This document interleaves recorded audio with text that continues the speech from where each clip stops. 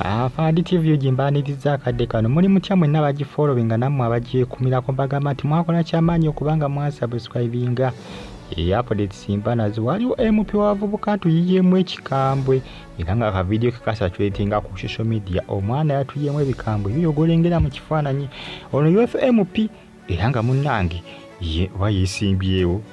yesimbyewo ndowooza kuba MP naye nga badde MP w'abavubuka naye kati yesimbyewo ku kifo ekyaba MP ababede abanene va ku kino ekya MP w'abavubuka yakyesimbyewo wabula kyatukoze kikambwe ekifaananyi ekyolengera kimu kifaananyi ekyakapikyalingiddwa mu kavidiyo ke yakoze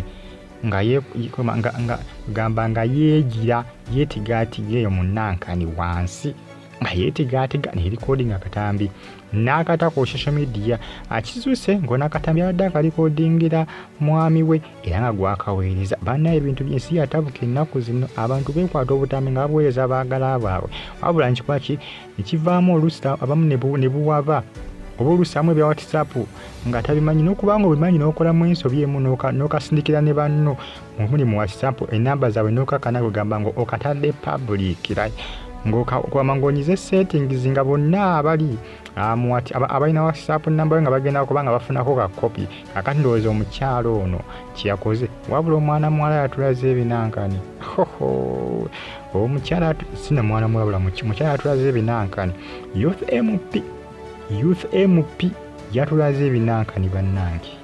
Akatambi katambula ku social media n'omwana yatulaze ebinankani bagita Fadi TV social media tegwako byenina ate bannange okuba twagenda mu mulembe guno gwa internet social media smartphone abantu batulange tulabye ebintu bannange ebintu byali ebyekyamanga bintu byakyamanga tebina kubanga biteekebwa mu lwatu kakati tubiraba kasitobako n'oddata olaba ebyenina ku social media kuno olabye ebyenina ku mutimbagano kuno ono yaswadde dda era n'ekifo yandikivaamu ekyokwesimbawo obwa MP abasinga bagamba nti ayinza okuba nti omwami we yagadde okuba nga amulabisa nga yakomunikatinze ne bali abakola ki abakompitinga naye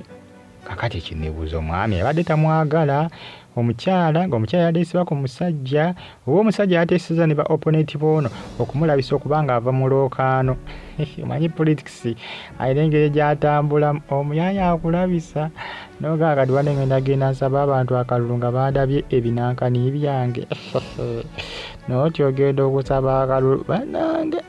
ebyenina biri mu nsi naye nga omukyala yo yatulaze ebinankani Akatambi katambula ku social media bannange abantu baabala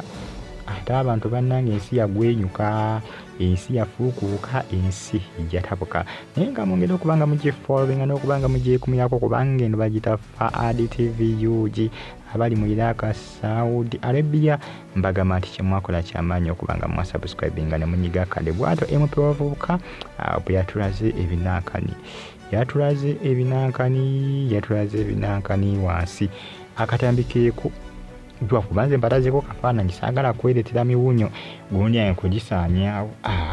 gundi yange nkyajagala kyano yange nkyajagala sinza balaga byenina YouTube erina weekuma erina amateeka gatonza kukwata binankani obitimba manyi social media platforms zisinga nga zo tezina buzibu oluusi zotambulizaako bino ebintu kubanga eri oluusi abakola abitambuliza mu ngeri ey'enjawulo oluusi abamu ne batambuliza mu linki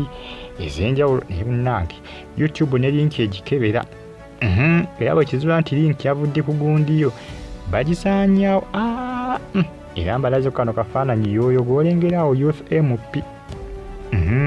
UFMP so mbu yabadde ne ku mukolo ogw'okusoma embaliira eggulo yabaddewo Akatambi ndowooza kaafulumya ekiro nga yeeweweeta wansi kugambye n'atulaga ebinankani